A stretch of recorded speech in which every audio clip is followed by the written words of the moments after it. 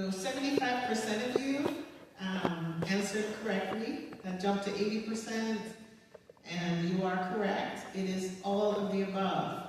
Fulton County, the city, and the school board. And one thing that I want you to be aware of is the city gets about 29% of your property tax. The school board gets, sorry, did I say that wrong? Yes, that's right. 29% goes to the city, 49% goes to the school board, and the county retains about 21% of your property taxes. Next. Okay, so again, oops, who's answering the question? So we receive revenue from different sources, and the question is, I'm not moving it, I promise you. Could you go back?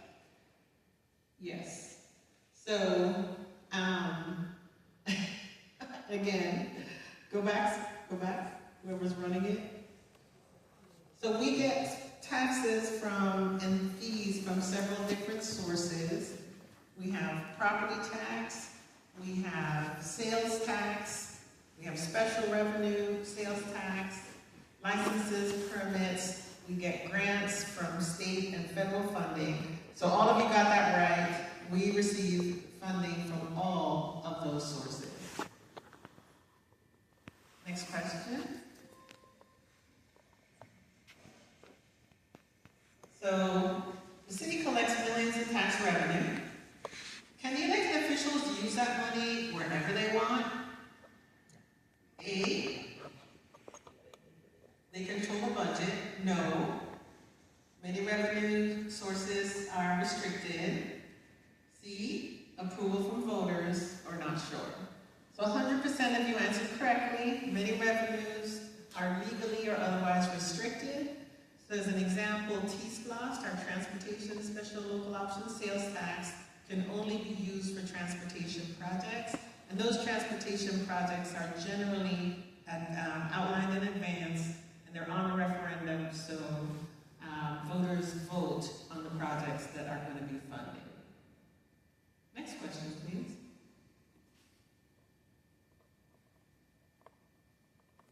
So if your property tax bill increases, which factors can increase what you owe, even if the city does not increase our tax rate?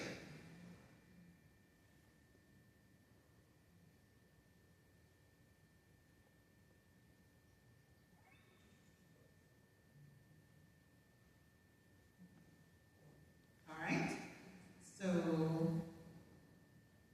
both of those could be correct, especially A, where an increase in your assessed value of your property, even if we keep our millage rate lower, or reduce our millage rate, or keep it flat, if the value of your property increases, you may see your tax bill increase. Next one.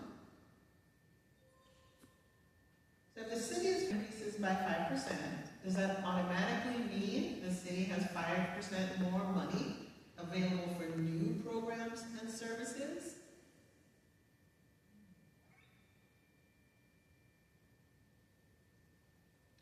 So, not so much. Even if the city has debt, has no debt, increasing our revenue doesn't necessarily mean we can increase the cost of our programs. Sometimes what happens is our existing programs become more expensive. So as an example, just like everybody else, the city pays utilities. The city pays the cost of goods and services. So even if we don't have any debt, if the cost of our services increases, it means that we need to use that increased revenue for that cost. We may not necessarily be able to afford a new program.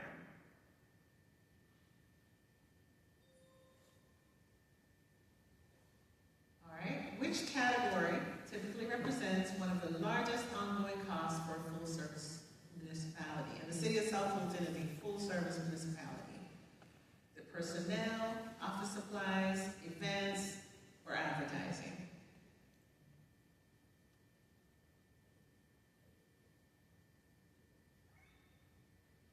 Yes, very well. It is definitely personnel that is generally our largest cost, and our largest cost of personnel is in public safety, which is police and fire.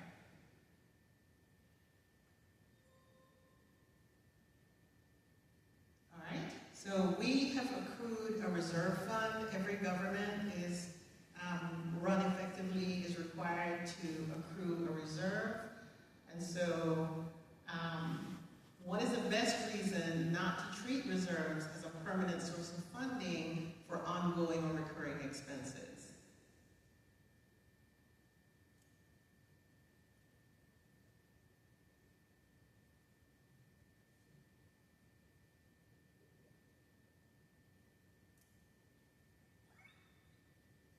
All right, you guys are A students.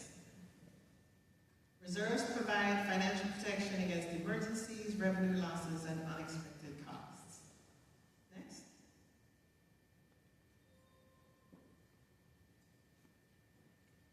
So if since it's tax revenue, let's say we do a major tax cut without identifying other sources of funding, what are the consequences?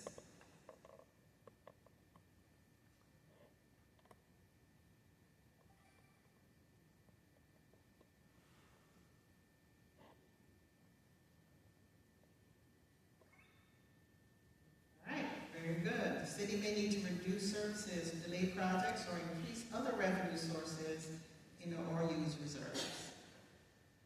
Next, and I think the last question.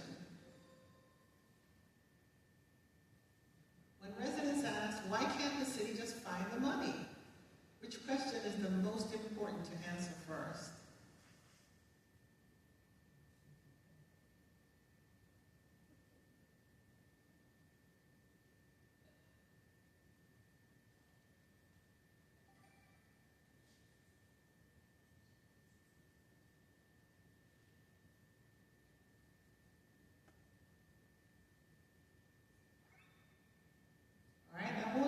Tricky, but it actually is all of the above. So, can you go backwards? Let's look at the answers again. So, when we get asked that question, we do have to evaluate, well, how much funding do we have? How much is legally or contractually committed? And what do residents expect us to provide?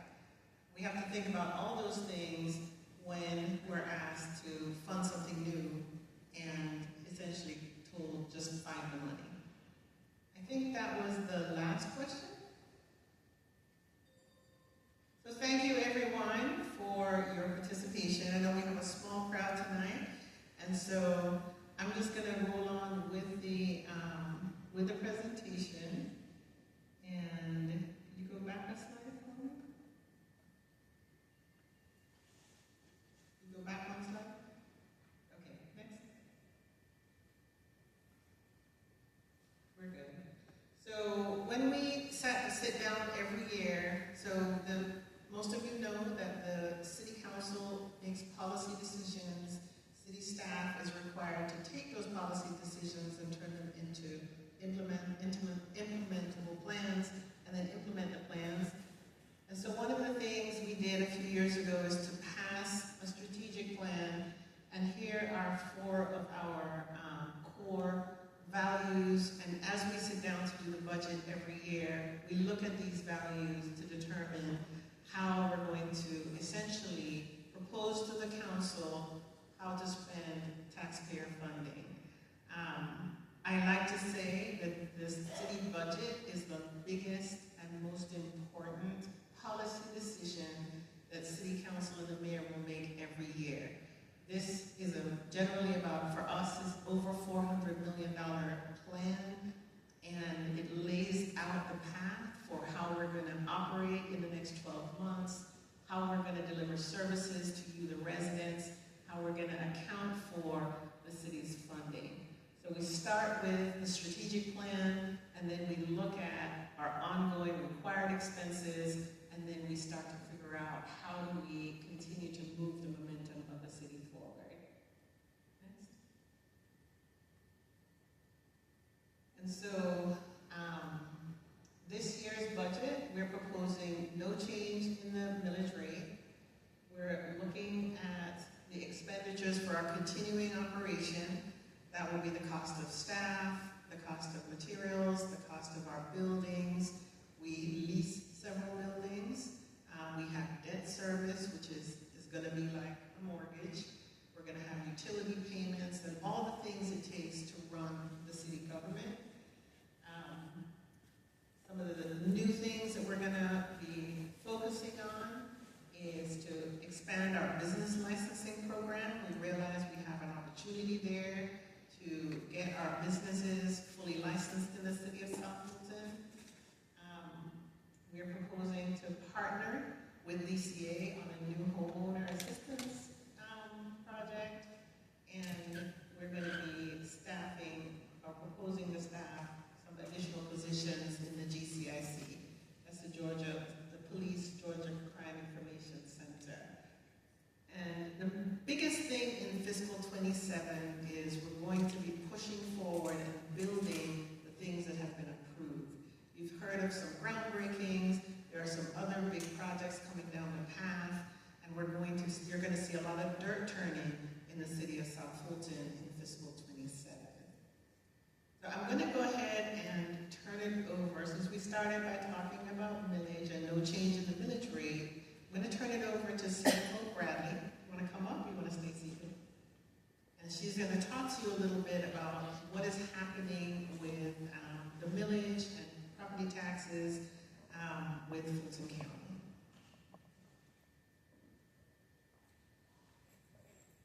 Good evening. As Ms. Subadan mentioned, I'm here to give you important information regarding our 2026 property tax bills. I just wanted to explain what's happening with your 2020 tax bill based on what divided by Fulton County Assessor's Office and what that means for our residents. The Fulton County Tax Assessor's Office is experiencing a delay in completing your 2026 property tax digest. And for the city, the tax digest is an important part of our budget process because we use it to estimate our property tax revenue and to establish our annual millage rate for the upcoming budget year. As to why there's been a delay, I can only speculate that it is due to the new legislation passed last year, one of them being HB 581, which basically freezes your property tax values by 3%.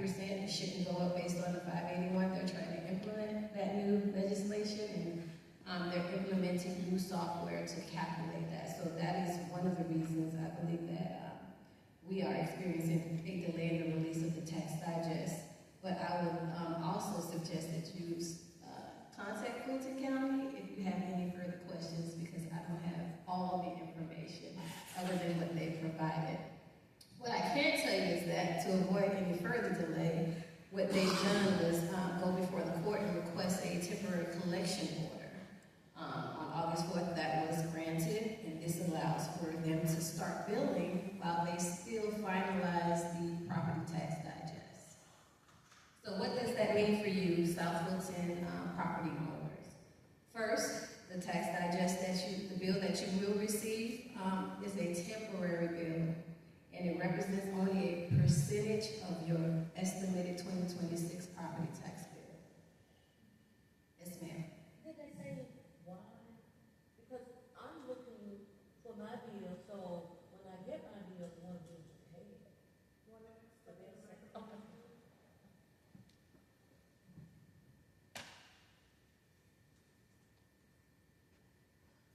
I know this is all Fulton County, and I do understand what you just explained to us. But did they say why this would be just a temporary bill? Because I'm one of the people that's really looking for my bill to be correct so that I can immediately pay it. And this, you're delaying a process in which not only me, but I'm quite sure a lot of stakeholders do this when they get their bill and pay the right way.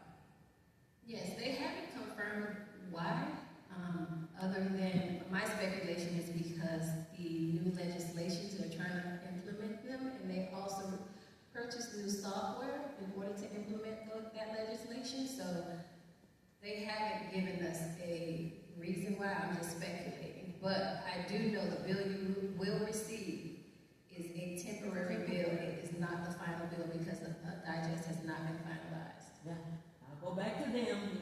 Yeah. But thank you for the information. Now, for the temporary bill, the tax commissioner's office is using your 2026 property tax values, the exemptions, and other credits that you may receive.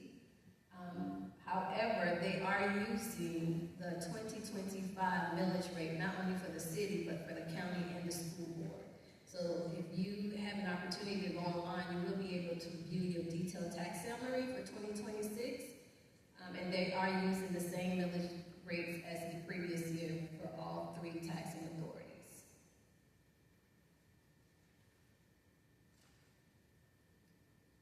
Will I receive another bill? That's your question. Yes, you will receive another bill. Once that tax digest is finalized, you shall receive another bill. It may be a request for additional payment. It may be a refund. We don't know until that final digest, until the digest is finalized. I do want to know that even though the city's proposed millage rate remains unchanged, your final property tax amount could still change based on the final assessed property values and exemptions while the county is completing the 2026 tax digest. Once the tax digest is complete, the city will move forward with the legally required process of adopting the millage rate, like having the hearings, posting the advertisement, and then adopting the millage rate. So once the final property tax digest is complete, we would then go through with the process of legally adopting the 2026 millage rate, which Mr. Burdett did mention it would be the same millage rate as 2025, which is the 12.399. Well, so basically, what you're saying is our millage rate can go up. No, ma'am. Your property values may fluctuate. Well, I know the property values will go up. Our millage rate will stay the same. I can't speak for the county or the school board. Okay, I got you. I just put everybody in together, that's when I asked that question. Yes, ma'am. So what do we want our residents to remember? We want our residents to understand that the bill you will be receiving from Fulton County is the temporary bill. It only represents a portion of your estimated 2026 property taxes and is not your final 2026 property tax bill. Once the final digest is completed, the city will complete the required process to formally adopt our millage rate. And the Fulton County will determine and bill any remaining balances or issue any refunds or make any necessary adjustments once the final information is available. Any questions? I have a question. Will there be an adjustment in the school taxes because of age? You will have to contact the county. I'll have to contact the county. Yes, sir. Okay, because I thought after a certain age you wouldn't have to pay school taxes. Is that true or not true? I would have to double check. I'm not sure. If you file the paperwork, No, no. you have to file the paperwork. They just don't automatically grant it. And if you go on the county website, we're listed a number of exemptions you can apply for. Okay. But you have to apply for it to be granted, yes. Okay, fine.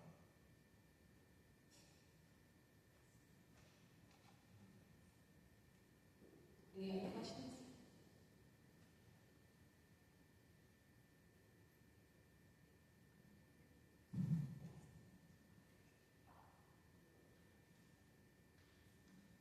Next slide, I think we have the next slide. Where does the city funding come from? Okay, this is a great transition from the property tax digest discussion. Now that I've explained as far as the 2026 digest and the temporary, property tax bills, we can now go into largest revenue sources for the city. The city does receive revenue from a number of different sources, including property tax, sales tax, and other fees, building and permitting, franchise fees. Property tax basically is the largest revenue source for the general fund, accounting for approximately 35% of the overall revenue for the general fund. And because the property accounts for such a substantial portion of our revenues, having an accurate and complete tax digest is also critical to us estimating our future revenues for the upcoming year. Next slide.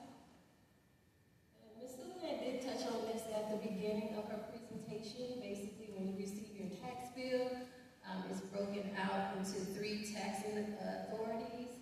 To put things into perspective, if your tax bill is $100, the city would receive $29, and the other $71 would go out to Fulton County and the school board.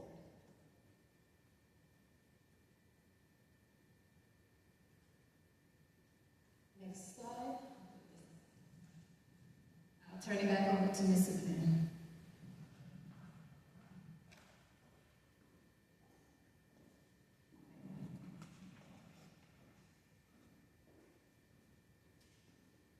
So as I shared earlier, we are under construction.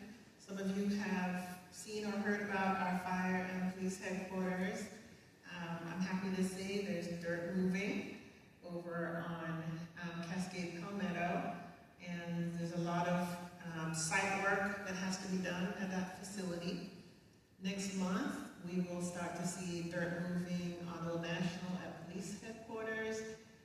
You may wonder why it's taking so long, but it's quite a process to go through the site development for the properties, and we have to follow the same rules that everybody else does.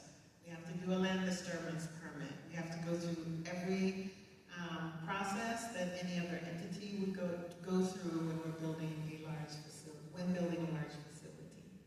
Next.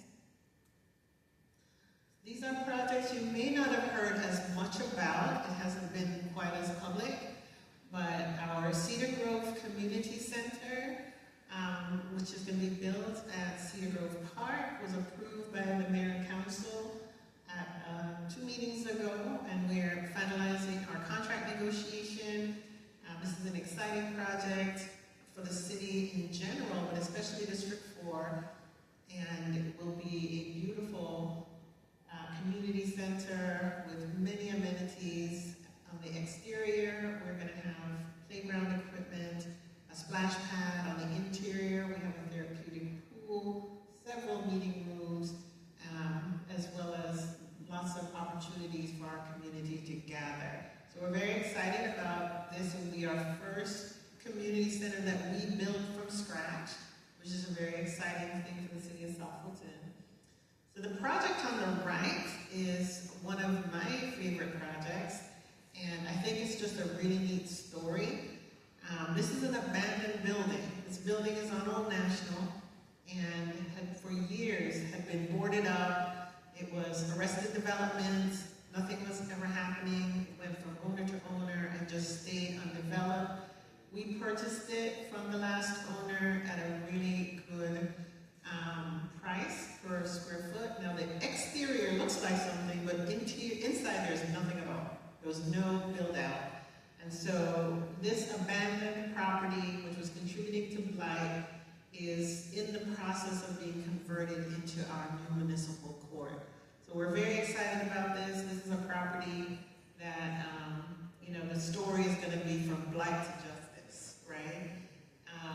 And we're well underway with moving this project along and looking forward to being able to do a ribbon cutting on that property next year, probably late next year, but we're excited that we will finally have a permanent space for municipal court.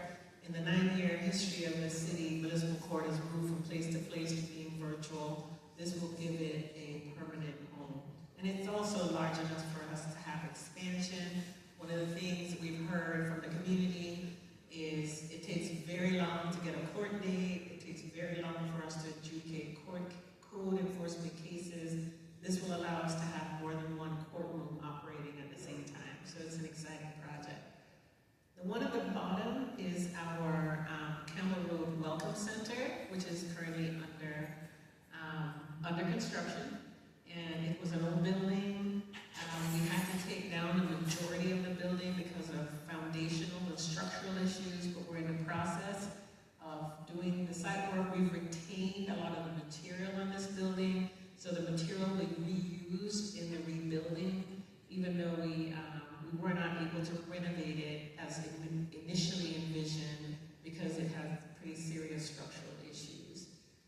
And there are some other projects that are currently underway. We're working on an adaptive baseball field for Miracle League at Welcome Mall.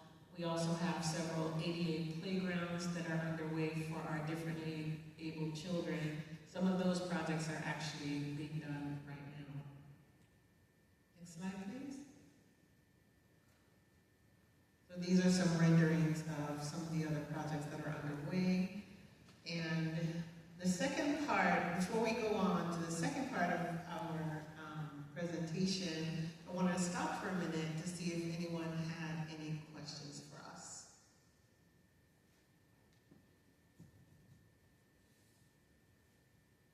You may have said it and I missed it, but where is our welcome building is? Where is it? On Campbell. On Campbell? Campbell. Yes. Okay. I didn't quite hear that. Campbell Road. Yes. And it needs a lot of rehabilitation, okay? Yeah, it's practically a rebuild. Okay. Any other questions? Any other comments? All right. Next slide. So, this is the second half of our presentation. This is not to do with budget. And so, I don't want anybody to leave thinking we're asking you to fund a 10-year capital improvement plan. What we have been doing is to draft a capital improvement plan. What are the things that we believe the city of South Fulton needs in the next 10 years? At the moment, these projects are projects that the council has identified that we may need in the next 10 years, but these projects are not funded, meaning we don't have any revenue for these projects, but we wanted to get the community's feedback and engagement on the things that we believe are needed in the future. One of the things that's first and foremost that is present in my mind all the time is future fire stations. Some of our fire stations need to be renovated or rebuilt, and we've purchased land for some of them because they're not in the right place. Others we need new to be able to expand. As you see, we are aspirationally thinking about a new city hall, a new public works facility, even more aspirationally, a convention center. On this rendering, we've purchased a plot of land that on the top two parts of the rendering is on Whitley Road, and we want to partner with Habitat or another private entity to consider affordable and workforce housing, something that we haven't really engaged in. And on the right, you see a list of numerous parks projects that, as we have gone through the city and had town halls and had meetings for other planning activities, you've told us as a community, these are some of the things that we want to see, and we've identified land for almost all of these projects, land that we've purchased with no debt. Next slide. So again, very aspirational. The top right, top left is a potential lobby for a future city hall. On the right is a prototype for our future fire stations. If you notice, we're planning to build them large so that we have expansion capacity. when we build a new station, we won't have 4 engines, 4 ambulances day one, but we want it to be aspirational and plan for the future to make sure that as the community grows, we have the ability to grow. The one down on the left is a canopy covering for Wolf Creek. As many of you know, Wolf Creek was transferred over to the city after almost 9 years in December, so we're very excited about that. Fulton County sold it to us at a very competitive rate, and so what we want to do in the future is expand this beautiful facility to make it more user-friendly, attract more patrons, have better shows, and bring revenue to the city. On the right is a rendering of a basketball court inside of the future Cliftondale Community Center, or Community Rec Center. Not sure what we're calling it yet. Next slide, please. So, with that said, go back one slide for me. One more. So with that said, the question is going to be, well, how much would all of this cost us, right? We estimate that this would be altogether about $375 million, which we obviously don't have that kind of money. And so my proposal to the City Council is that we consider putting this on a referendum next year and ask the community, are these projects that you want? And if they're projects that you want, would you consider paying additional taxes? And if so, how much? So we wanted to give you the first public look at the 10-year CIP, just for you to get a sense of what things are on our minds in terms of the future of the city, and give you the opportunity to ask questions, give feedback, and kind of let us know what you think.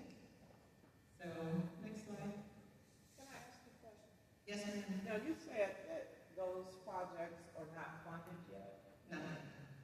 because our city council and the Parks and Rec director said that the Trammell Crow South Walking Trail is a goal as of October. So I don't think the full soft walking trail is funded, but I'll have to check and get back to you. I know we're doing some work at Trammell Crow, but what was shown to me and what I believe this is talking about is a major trail. They keep saying that it's funded. Okay, I'll double check on that. So key takeaways, next Tuesday, next slide please. Next Tuesday, the 25th, we will present the is it 25th? It says 22nd. Is it 25th? 25th, we will present the city manager's proposed budget to City Council. We will also have a budget hearing that night. At that time, you'll get a one-page handout with all of the numbers, and it'll be all the detail will be presented to the City Council for their consideration. No vote will be taken. We will have a public hearing that night. We'll have another public hearing, I believe, on the 25th, and the budget will be adopted hopefully be adopted on the 25th by City Council. So between the 25th of August, apologies, we have a typo on the slide. Between the 25th of August and the 25th of September, we'll have many opportunities to give us your feedback, ask questions about the budget, and we will make changes and adjustments according to the feedback and the direction that we get from the mayor and council. And I think that is it. I have one question. Yes, sir. Please come to the microphone. Some reason, I don't want to look wrong meeting. I thought this meeting was about name changing the streets. No. I'm at the wrong meeting. You're in the wrong meeting. Okay, I'll exit. But thanks for coming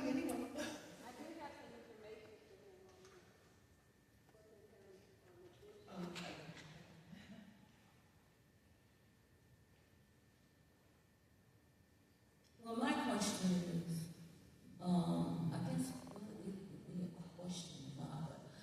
Just going over all the things that you've gone over with us, I guess I'm kind of puzzled.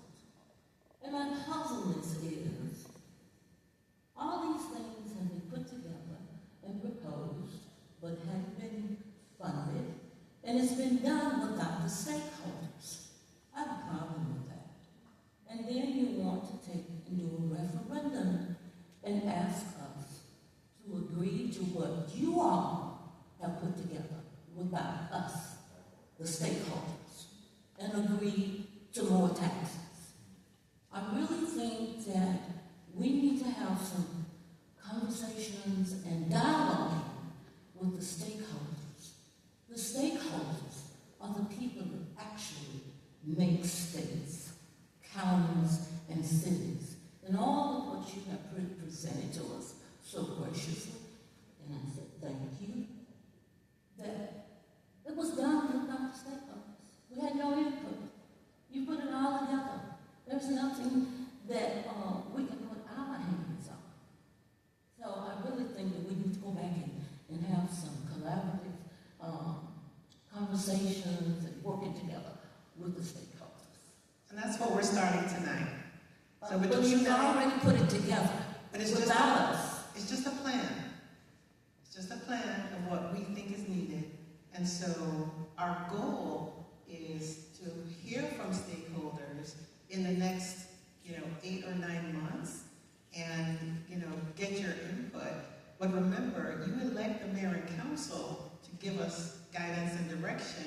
So this is just a starting place. And Well, we're not infants. You have a community in a big city where people are very diverse and they have all kinds of careers and experience.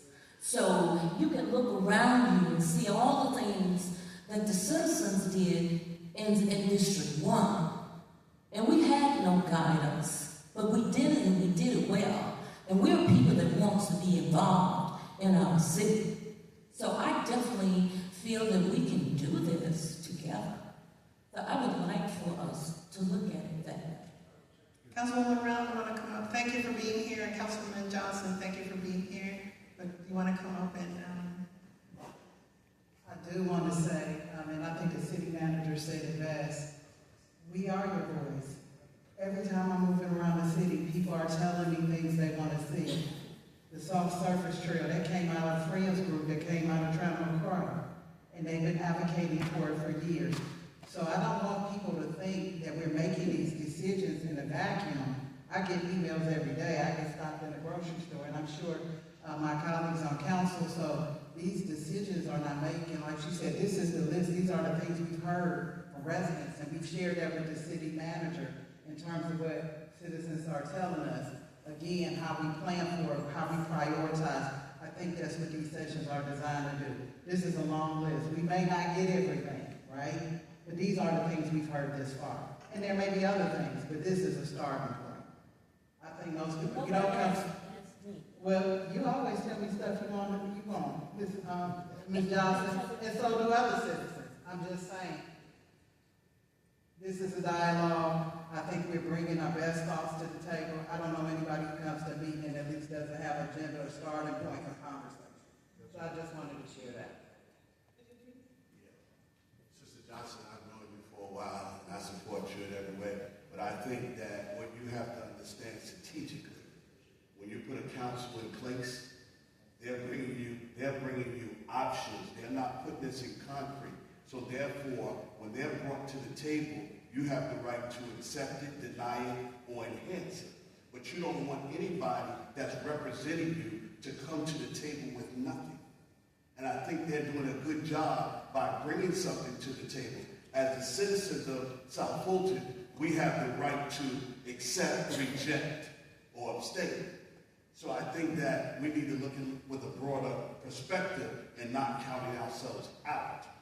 Because we will, at the end, vote on it and make the decision that we want in our city. So I think we need to give them the graciousness of that. I just want to make sure that the stakeholders have a say in it. Absolutely, all that we do.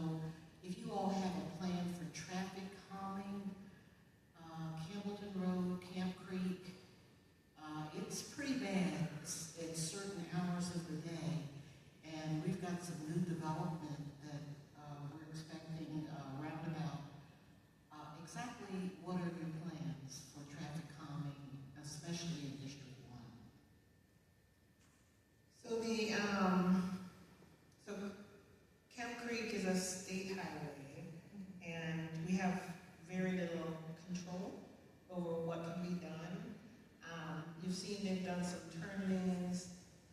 We're working with the state to see how we can improve lighting. They're happy to let us do it. We have to get their permission, but then we have to pay for it. And so lighting, turn lanes, we have some projects in and around on some of the side streets, but some of those main areas, we can't put speed humps and traditional traffic calming. We have to look at other traffic calming options to slow the traffic down, such as sidewalks and larger medians and things like that.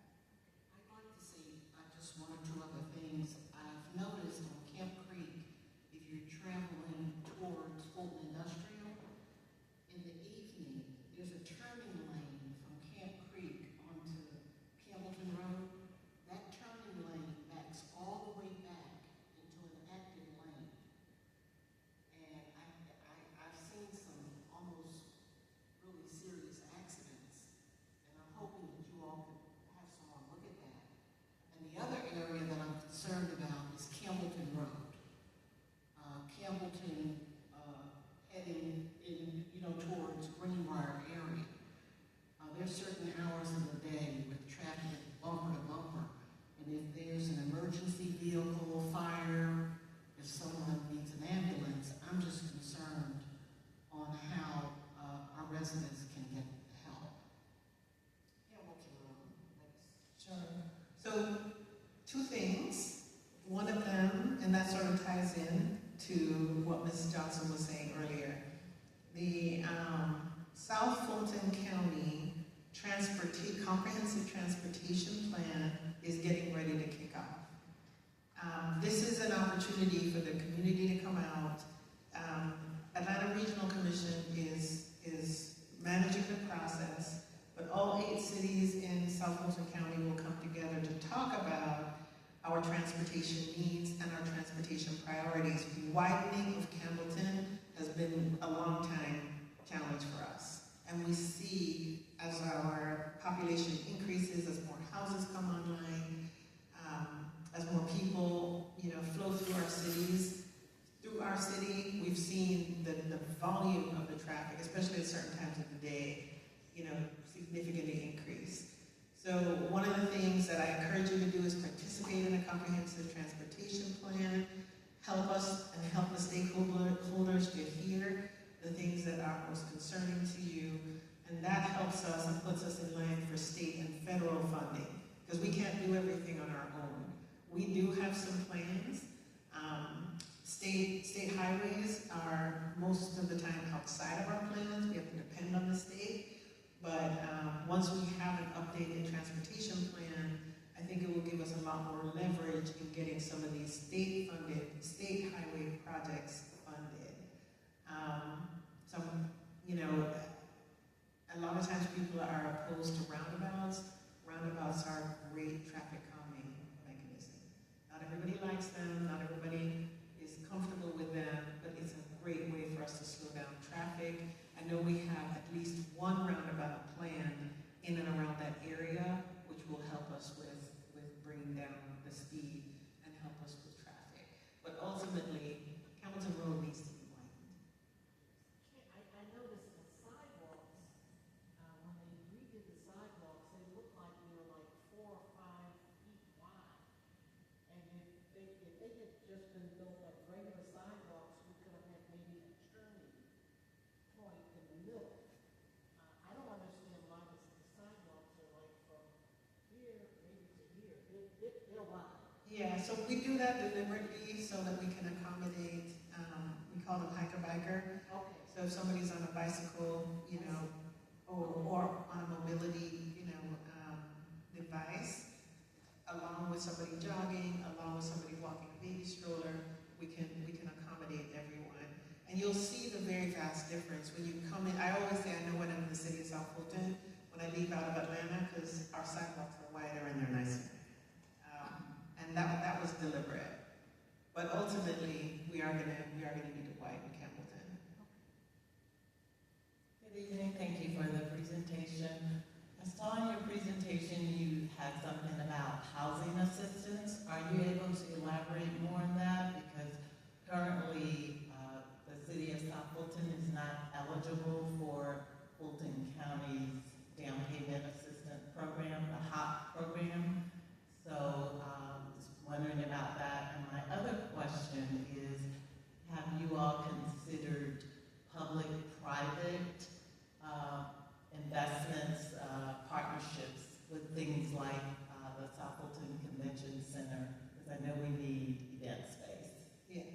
Two great questions.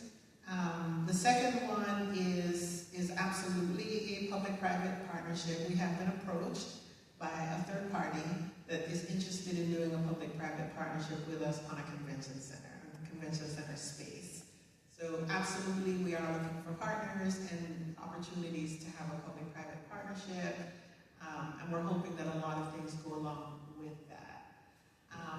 In terms of your first question regarding the down payment assistance, what we plan to do is partner with the state, and they already have a program that the city residents do qualify for, but what we want to do is to add some funding to that to make it more lucrative. I know in your line of work, you know, it's not cheap to buy a house anymore, and accumulate, you know, a 10% deposit is a tall order for a lot of individuals. And so, especially with the cost of housing being what it is. So what we want to do is partner with DCA, put in some city money, have a partnership that says you can get X dollars from the state and then Y dollars from Fulton County, from the city of South Fulton. Even though you're not eligible for Fulton County's hot funds, we'll create our own funding and encourage people to participate. I also wanted to make a correction. The Trammell Crow Soft Trail is funded, so it should be on that list.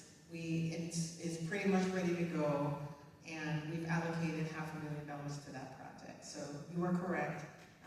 The slideshow needs to be updated. That is a funded project. Now, you mentioned a canopy for Wolf Creek. Are there any plans to improve the operations at Wolf Creek? I had some friends come down for a concert at Wolf Creek. They say they waited so long until they just left without even seeing the concert. And it just seems to be a problem with parking and getting into the facility. So, and to answer your question, yes. It's all of a part of a bigger picture. We will be going back out to solicit for the Wolf Creek Summer Concert Series. Ultimately, I think it is an operation that it lends itself more to being run by a third party. That entertainment space is a little outside of what we do, especially at that magnitude. And Wolf Creek is a great asset. You know, we got it from the county for a couple $1 million. If we were building it from scratch, it would be on that list of unfunded items for about $45 or $50 million. So putting up a canopy is going to make it more attractive, make it more user-friendly, but certainly we are looking at improved operations of Wolf Creek. Merck Road is also slated to be expanded and to include widening and sidewalks, which will also kind of help us with the egress and access to Wolf Creek. But your points are well taken. I've heard the comments, and we're taking them to heart. I promise this is my last question. Pinky promise? Going back to partnering for the convention center, can any of the stakeholders who are interested be a partner? Well, I think when you say any of the stakeholders that are interested, Yes. you always have a voice. You know, we've opened up our public comment at our city council meetings for you to address any topic, not necessarily a topic germane to the agenda. You always have a voice. You always have the opportunity. Anything that we do in terms of a public-private partnership is something that would have to come in front of council for consideration. It would likely be presented in a work session. It would have to be voted on publicly, and that would obviously give you the opportunity to participate, make your comments, and be participatory. This is very much in its infancy because it's on a list of unfunded items, but we are looking to partner for any such venture to be a reality. Well, I know there's a process, and I'm quite sure if we have any stakeholders that are interested in partnering, they would be more than willing to follow the process, and we would think that we would want our stakeholders to be partners. Sure.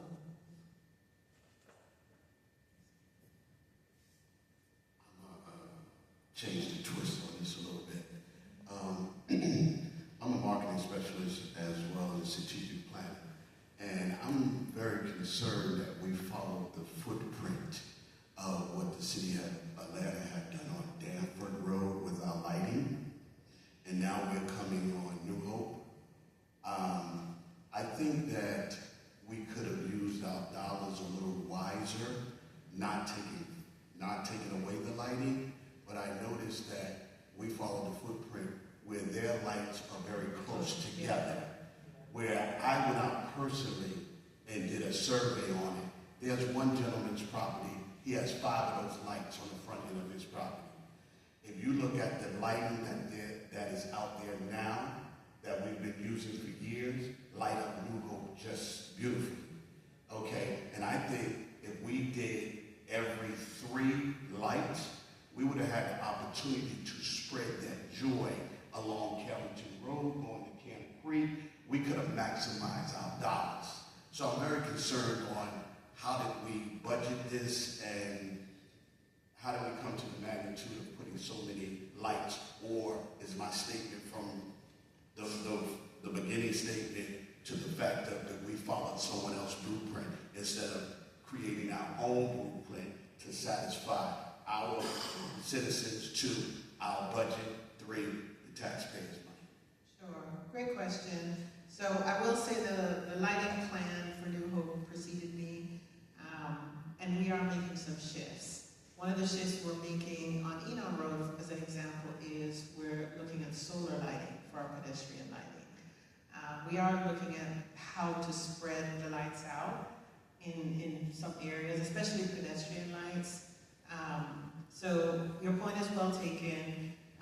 By the time we started to get the complaints and looked at it, we'd already sort of locked ourselves in, and the lights have been ordered through Georgia Power.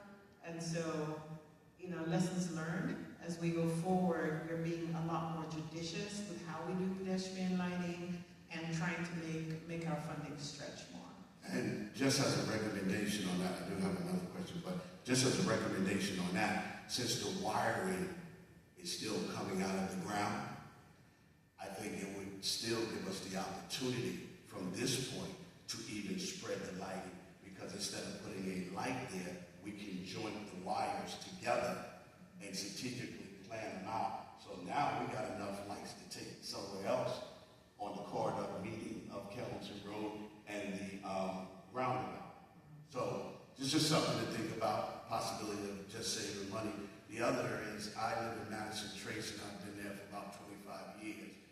We have been approved for speed bumps in our community, but strategically, I'm always looking at the factor of dollars. We're up to have our roads paved, and the citizens within my community that I represent, wanting to know when is that going to happen, and strategically and financially, is it better to wait to get the roads paved and then have the bumpers put in? So if someone could follow up with me on that, or inform our council person in reference to that, so I can get back to my community with an answer or with some idea of when this is going to take place. Sure. So a couple things. One is we're sort of in the midst of paving season, so I'd have to look to see, you know, exactly when your subdivision is in that. But we have been coordinating that effort. Both efforts happen in our Public Works Department. And so we have been coordinating and doing the paving and then putting in the speed bumps that are approved after. If the paving is imminent. Okay. If you're not due for paving for 3 years, or it's not programmed for 3 years, we'll probably go ahead and put in the speed humps. But if yours is one of those that's on the list to be paved in short order, we are coordinating that activity. Okay. Also, we as citizens do not agree on everything that is done through the city of South Fulton, but I do want to say to you and Mayor Gums and the council that I know it's difficult when you're dealing with 170,000 people trying to come to a common goal, and I just want to say that y'all are doing a great job. Thank you. Thank you so much. All right, well, I thank you for coming. I know we were a small but mighty crowd tonight. And you can tell your neighbors that it's not scary to come here. We're here to answer answer your questions, share information with you. Thank you for giving up your evening and taking some time. I would be remiss if I didn't acknowledge and recognize our finance department, who attained the GFOA Distinguished Budget Award for 25, and we plan to go for it for 2026. And I'm very proud. This is the inaugural award for the City of South Fulton, which speaks volumes to the job of the finance department and everybody who's been involved in our budget planning and in our budget policy documents and the work that they have done. So we have great people working here in the City of South Fulton. Don't listen to what you read on Nextdoor. It's lies. We're not a perfect organization, but we have great people here doing great work on your behalf. So thank you so much for coming out tonight.